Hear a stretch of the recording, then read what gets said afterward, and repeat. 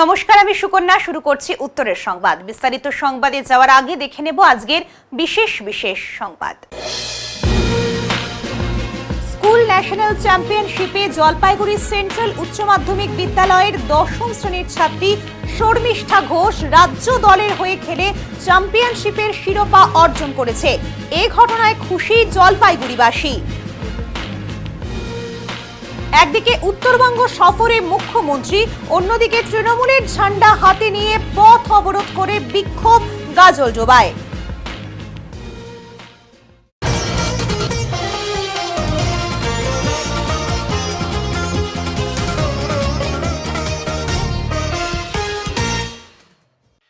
একদিকে উত্তরবঙ্গ সফরে মুখ্যমন্ত্রী, অন্যদিকে তৃণমূলের ঝান্ডা হাতে নিয়ে পথ অবরোধ করে বিক্ষোভ গাজলডোবায়। অবিলম্বে গাজলডোবার ব্যারেজ দিয়ে গাড়ি চলাচল করতে দিতে হবে, সেই স্লোগান দিয়ে truck owner association, Odlabari tipper welfare association, Siliguri tipper welfare অ্যাসোসিয়েশনের পথ অবরোধ করে বিক্ষোভ। জানা যায়, দীর্ঘ বেশ কিছুদিন আগে গাজলডোবা সেতু দুর্বল বলে হাইট বার লাগিয়ে গাজল ব্রিজের ওপর দিয়ে শুধু বালি পাথরের লরি চলাচল বন্ধ করে দেওয়া হয়েছে, যেখানে গাজলডোবা ব্যারেজ সংলগ্ন ওদলাবাড়ি থেকে একাধিক ঘাট থেকে রয়্যালিটি দিয়ে বালি পাথর নিয়ে যাওয়া হতো শিলিগুড়ি, জলপাইগুড়ি সহ বিভিন্ন জায়গায়। গাজলডোবা ব্যারেজ বন্ধ থাকার জন্য সমস্ত জায়গায় বালি পাথর যাওয়া বন্ধ হয়ে রয়েছে। পাশাপাশি বেকার হয়ে পড়েছে হাজার হাজার সাধারণ মানুষ। না খেয়ে দিন কাটাতে হচ্ছে সাধারণ শ্রমজীবী মানুষদের। তাই আজ বিভিন্ন ট্রাক অ্যাসোসিয়েশন ও সাধারণ শ্রমজীবী মানুষেরা শিলিগুড়ি গাজলডোবা জাতীয় সড়ক অবরোধ করে বিক্ষোভ দেখান। অপরদিকে গাড়ির মালিকের অভিযোগ, গাজলডোবা ব্যারেজে হাইট বার লাগিয়ে সাইনবোর্ড লাগিয়ে দেওয়া হয়েছে, ৬ টনের বেশি লোডের গাড়ি চলাচল করতে পারবে না।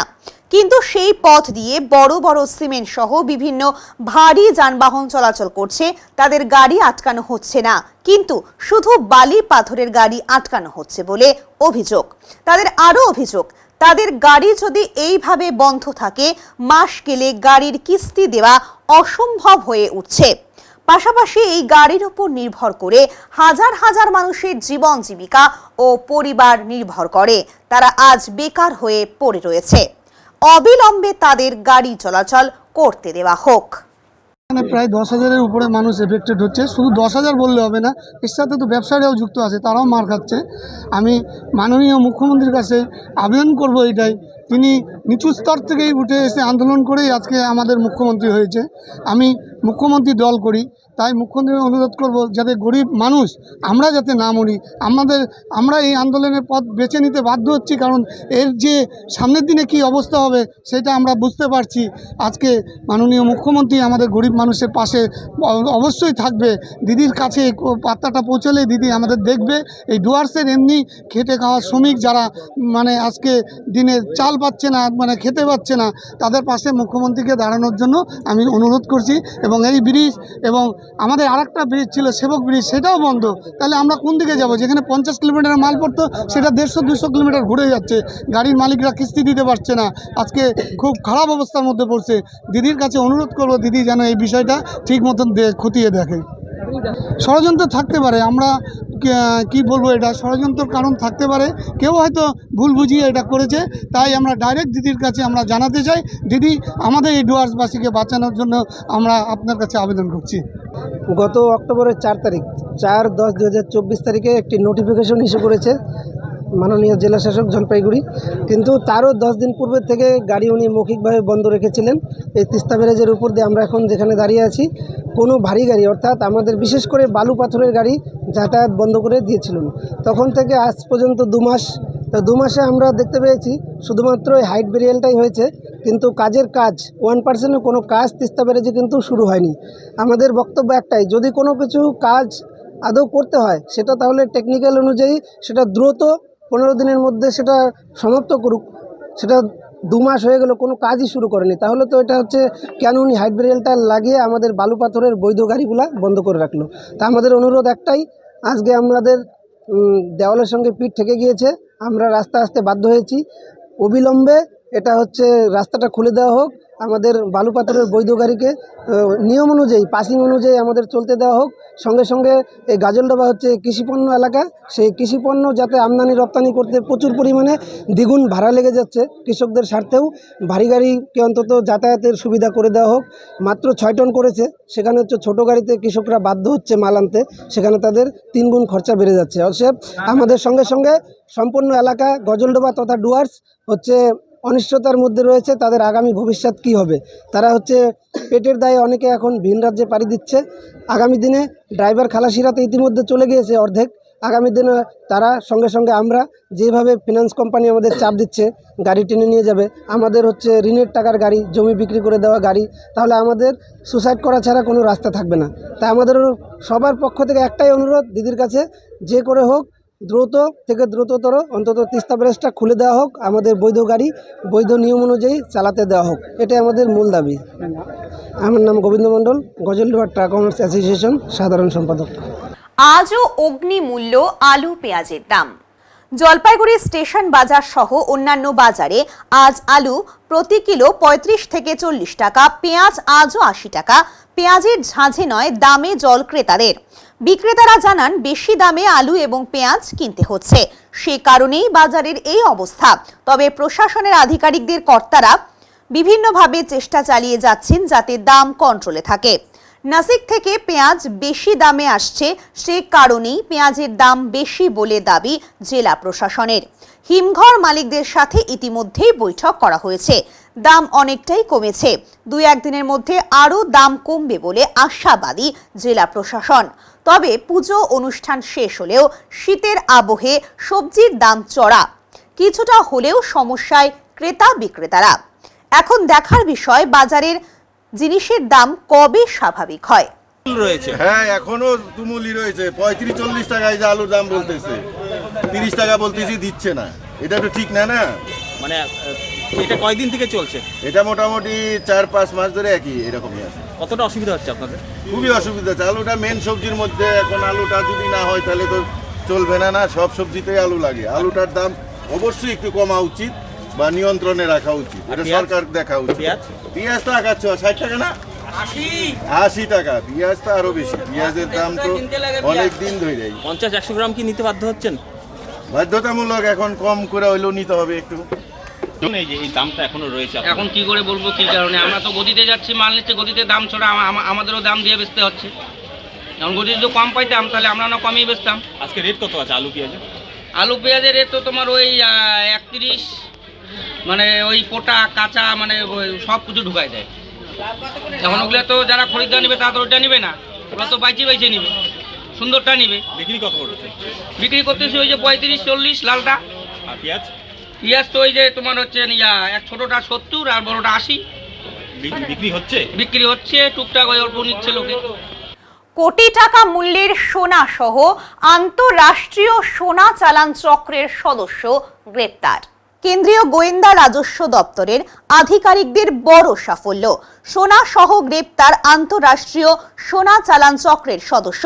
গোপন সূত্রের খবরের ভিত্তিতে কোচবিহার জেলার শীতলকুচি এলাকায় ডেরা পেতে বসেছিল কেন্দ্রীয় গোয়েন্দা রাজস্ব দপ্তরের আধিকারিকেরা। সূত্র মোতাবেক এক ব্যক্তিকে অনুসরণ করা শুরু করেন তারা। অবশেষে তাপস সাহা নামে এক অভিযুক্তকে জলপাইগুড়ির পাহাড়পুর এলাকায় আটক করে জিজ্ঞাসাবাদ শুরু করে কেন্দ্রীয় গোয়েন্দা রাজস্ব দপ্তরের আধিকারিকেরা। সেই ব্যক্তির হেফাজত থেকে বেরিয়ে আসে 3টি সোনার বিস্কুট। সঙ্গে সঙ্গেই গ্রেপ্তার করা হয় তাপস সাহাকে। তাকে হেফাজতে নিয়ে জিজ্ঞাসাবাদ করতেই কেন্দ্রীয় গোয়েন্দা রাজস্ব দপ্তরের আধিকারিকেরা জানতে পারে তাপস সাহা আন্তঃরাষ্ট্রীয় সোনা চালান চক্রের সঙ্গে যুক্ত। ধৃত এই ব্যক্তিকে জিজ্ঞাসাবাদ করে উঠে আসে আরও বেশ কয়েকজন সদস্যের নাম, যারা সক্রিয় রয়েছে শিলিগুড়ি, কলকাতা সহ আশেপাশের আরও বিভিন্ন এলাকায়। এমনই চাঞ্চল্যকর তথ্য কেন্দ্রীয় গোয়েন্দা রাজস্ব দপ্তরের আধিকারিকেরা পাওয়া মাত্রই শুরু করেছেন তদন্ত। ধৃত ব্যক্তির হেফাজত থেকে উদ্ধার হওয়া সোনার আনুমানিক ওজন 1 কিলো 746 গ্রাম, যার আনুমানিক বাজার মূল্য 1,35,48,960 টাকা। কেন্দ্রীয় গোয়েন্দা রাজস্ব দপ্তরের পক্ষ থেকে ধৃত তাপস সাহাকে শিলিগুড়ি মহকুমা আদালতে পেশ করা হয়েছিল।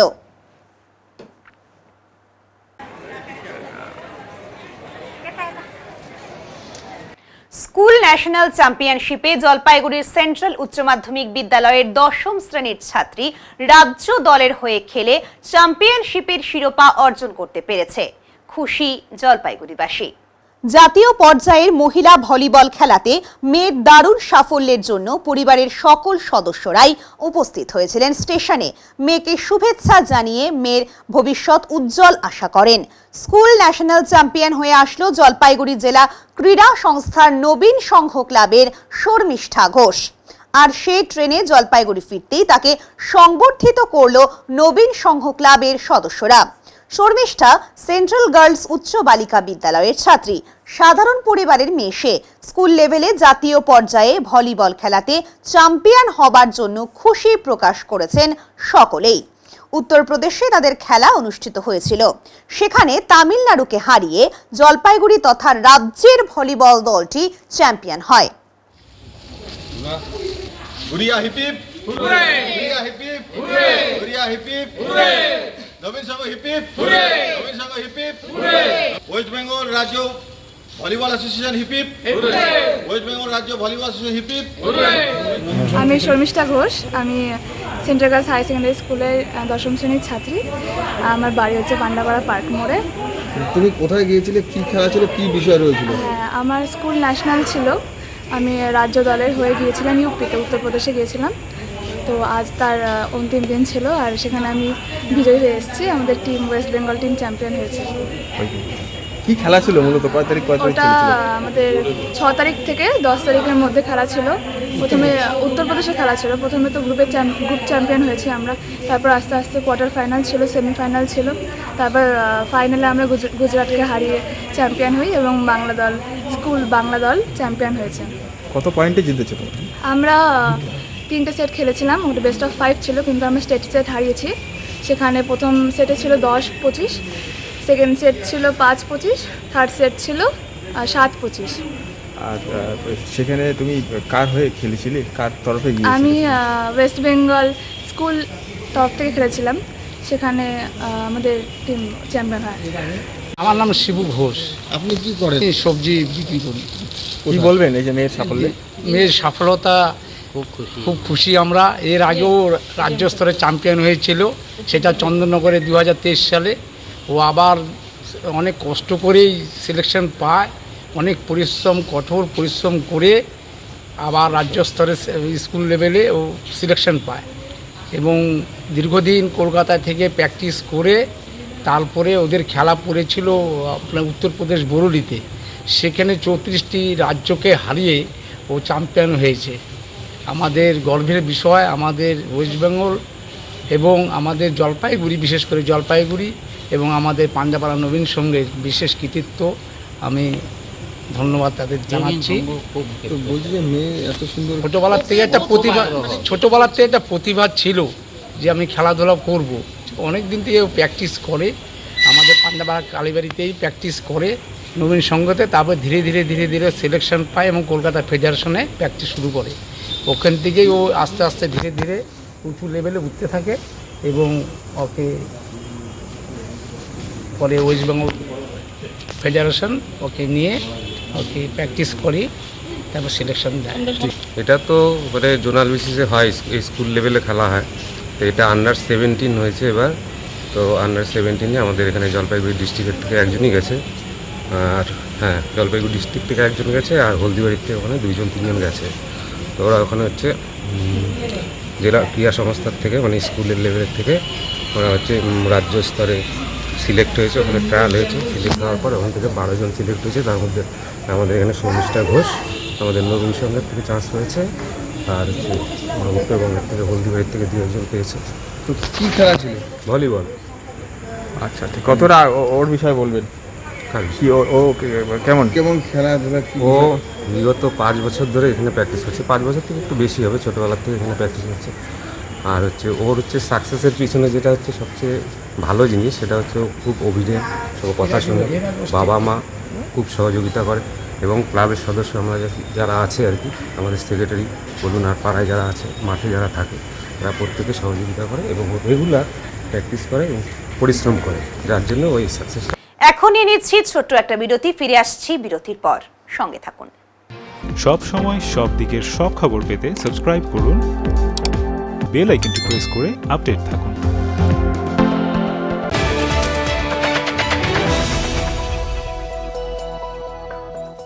আনন্দ সংবাদ, আনন্দ সংবাদ। টিভিএস কোম্পানির যে কোনো বাইক কিনুন সবচেয়ে কম দামে, সাথে থাকছে ন্যূনতম ডাউন পেমেন্ট এবং অত্যন্ত কম সুদের লোনের সুব্যবস্থা এবং কম খরচে অত্যাধুনিক ওয়ার্কশপে গাড়ি সার্ভিসিং এর সুবিধা। টিভিএস এর যে কোনো বাইক কিনুন সাথে পান নিশ্চিত উপহার। তাই আর দেরি কেন, আজই চলে আসুন আমাদের ঠিকানায়, মা Santoshi TVS, NSC Bose road, Drishtidan I হসপিটালের বিপরীতে, জলপাইগুড়ি। যোগাযোগের নম্বর 8250686963 অথবা 8918419751। ধন্যবাদ।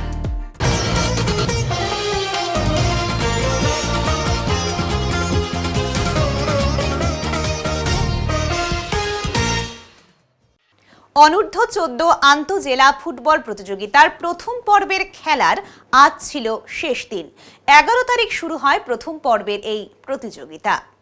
দ্বিতীয় পর্বের খেলা অনুষ্ঠিত হবে 17 থেকে 22 নভেম্বর জলপাইগুড়ি বিশ্ব বাংলা ক্রীড়াঙ্গনে। যুব কল্যাণ ও ক্রীড়া দপ্তরের উদ্যোগে জলপাইগুড়ি জেলা ক্রীড়া সংস্থার ব্যবস্থাপনায় এই খেলা অনুষ্ঠিত হচ্ছে। পরিচালনা করছে ইন্ডিয়ান ফুটবল অ্যাসোসিয়েশন। প্রথম পর্বের খেলায় জলপাইগুড়ি, কোচবিহার, আলিপুরদুয়ার জেলা মুখোমুখি হচ্ছে বলে জানান ডিএস এর সচিব ভোলা মণ্ডল। আজ আলিপুরদুয়ার জেলাকে 6-0 গোলে পরাজিত করে কোচবিহার। এদের মধ্য থেকে ভালো খেলোয়াড়দের বাছাই করা হবে। আগামী দিনে যাতে কলকাতার মাঠে তারা খেলতে পারে তারই চেষ্টা করা হবে বলে তিনি জানান। অনূর্ধ্ব 14 ট্যালেন্ট বাছাইয়ের জন্য আইএফএ উদ্যোগে এবং যুব কল্যাণ দপ্তরের সাহায্যে জলপাইগুড়ি জেলা ক্রীড়া ব্যবস্থাপনায় সাই কমপ্লেক্স মাঠে অনেকদিন পরে ফুটবলের আসর বসছে। এখন এখানে কোচবিহার আলিপুরদুয়ার জলপাইগুড়ি খেলছে। এর পরের জন 17 তারিখ থেকে হবে এবং আরও 4টে জন আসবে। এখানে একটা ফুটবলের মহড়া হয়েছে এবং ছোট ছোট ছেলেরা খেলতে এসছে। এটা জলপাইগুড়ি একটা তাদের থাকা এবং খাওয়া টাওয়া সমস্ত ব্যবস্থা জলপাইগুড়ি জেলা ক্রীড়া করেছে। তারাও খুব খুশি, আমরাও খুব খুশি এই সুন্দর ব্যবস্থাপনার জন্য। ধন্যবাদ। এরা যারা পারফরমেন্স করবে এখানে, তারা আগামী দিনে কোথায় গিয়ে জায়গা পাবে? এখান থেকে বাছাই হবে, আইএফএ স্পটারও এসছে, বাছাই করবে ভালো ভালো প্লেয়ারকে, যাতে নিয়ে গিয়ে কলকাতার মাঠে খেলানো যায় তার চেষ্টাই করবে। সিনিয়র ডিস্ট্রিক্ট T20 খেলতে যাচ্ছে জলপাইগুড়ির মহিলা ক্রিকেট টিম। মেয়েরা এবার ক্রিকেট খেলতে যাচ্ছে। 19 থেকে 23 তারিখ পর্যন্ত চলবে এই খেলা। এখন চলছে ট্রায়াল গেম। মহিলা সিনিয়র ডিস্ট্রিক্ট T20 ক্রিকেট টুর্নামেন্টে বিষ্ণুপুরে যাবার সুযোগ পেল জলপাইগুড়ির মহিলা ক্রিকেট দলটি। জেলা ক্রীড়া সংস্থার সহযোগিতায় এই খেলাতে তারা অংশগ্রহণ করতে যাচ্ছে। আর এখন চলছে তার ট্রায়াল খেলা।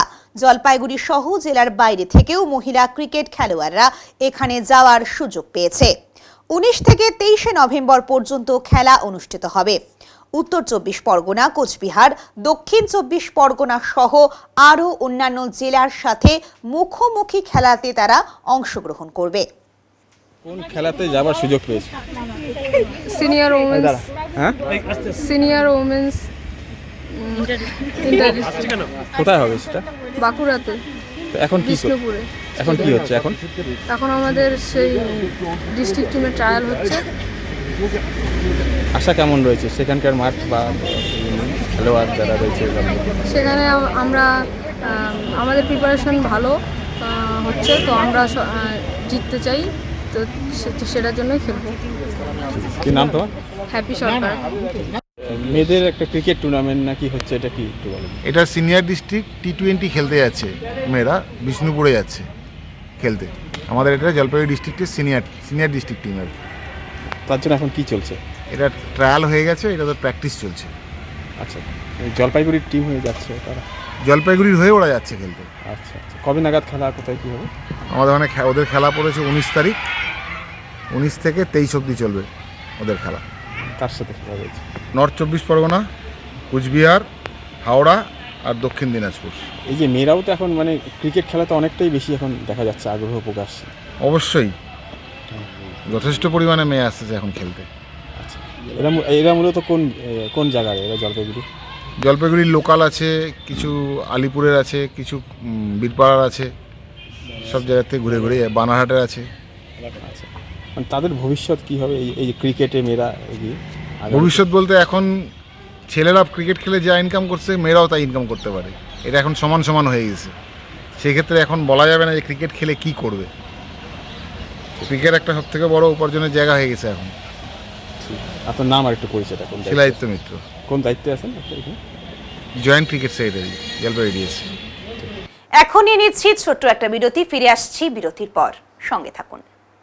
সব সময় সব দিকের সব খবর পেতে সাবস্ক্রাইব করুন, বেল আইকনটি প্রেস করে আপডেট থাকুন।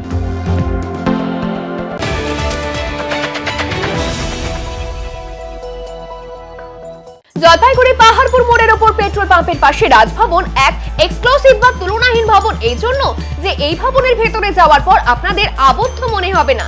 চারিদিকে বড় বড় কাঁচের জানালা থেকে দূরের পাহাড়, সবুজ মাঠ, গাছ, দিঘির জলের পদ্ম, নানা জাতের পাখি দেখতে পাবেন। থাকছে পার্কিং এর বিশেষ সুবিধে। তাই আপনাদের ছেলে মেয়েদের বিয়ে দিতে অবশ্যই ভাবতে হবে রাজভবনের কথা, যেখানে বিয়ে হবে রাজকীয় ভাবে।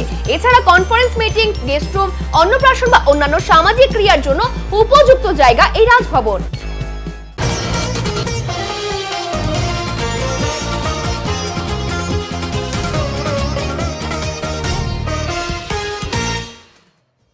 বুধবার দুদিন ব্যাপী জেলা স্তরীয় হস্তশিল্প প্রতিযোগিতা ও প্রদর্শনী শুরু হলো জলপাইগুড়িতে।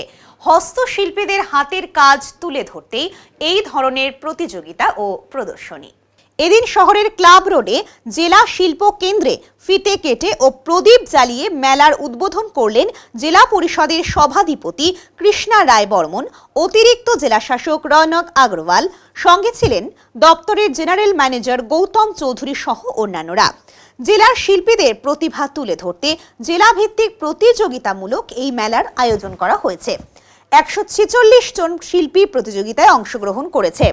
শিল্পীরা নিজেদের প্রতিভা মেলায় তুলে ধরেছেন। দপ্তরের জেনারেল ম্যানেজার গৌতম চৌধুরী বলেন, এখানে 4টি বিভাগে ভাগ করা হয়েছে। 4টি বিভাগ থেকে 3 জন করে বেছে নেওয়া হবে। বেছে নেওয়া শিল্পীরা রাজ্য প্রতিযোগিতায় অংশগ্রহণ করতে পারবেন বলে জানালেন তিনি। আজ এবং কাল দুদিন ধরে জলপাইগুড়ি জেলার হস্তশিল্পীদের হস্তশিল্পের প্রদর্শনী ও প্রতিযোগিতা হচ্ছে। জলপাইগুড়ি জেলার 146 জন হস্তশিল্পী তাদের বেস্ট প্রোডাক্ট জমা দিয়েছেন। তাদের মধ্যে প্রতিযোগিতা এবং প্রদর্শনী দুদিন ধরে চলবে। মূলত কি শিল্পের উপরে এই প্রতিযোগিতা, কি কাজ শিল্পকর্ম রয়েছে? জেলায় অনেক রকম শিল্প হয়, যেমন বেত শিল্প আছে, কাঠের শিল্প, নিডল ওয়ার্ক, কাঁথার স্টিচ, সব ধরনের শিল্পই আছে। আচ্ছা, এরপর কি হবে? এরপরে এই শিল্পীদের এই প্রতিযোগিতার পর যারা এই প্রতিযোগিতায় যারা নির্বাচিত হবে তারা প্রাইজ পাবে, সার্টিফিকেট পাবে। এবং কী হয়, এখানে মানুষজন এসে দেখে উৎসাহিত হয়, শিল্পীরা উৎসাহিত হয়। আবার অনেকে দেখে এখান থেকে তাদের বিক্রির একটা কানেকশন তৈরি হয়। এখন দেখে নেব আজকের আবহাওয়ার সংবাদ।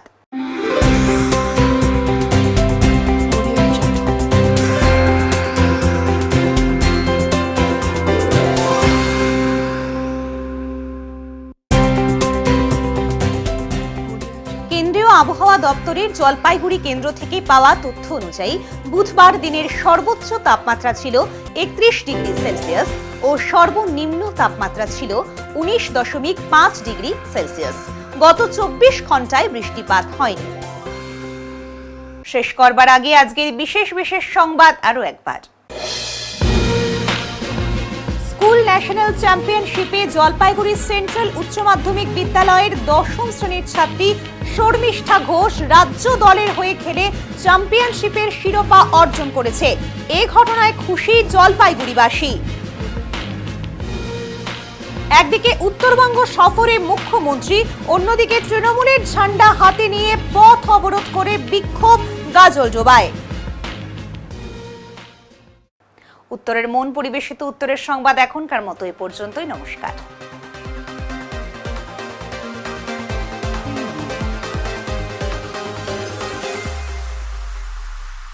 Preview.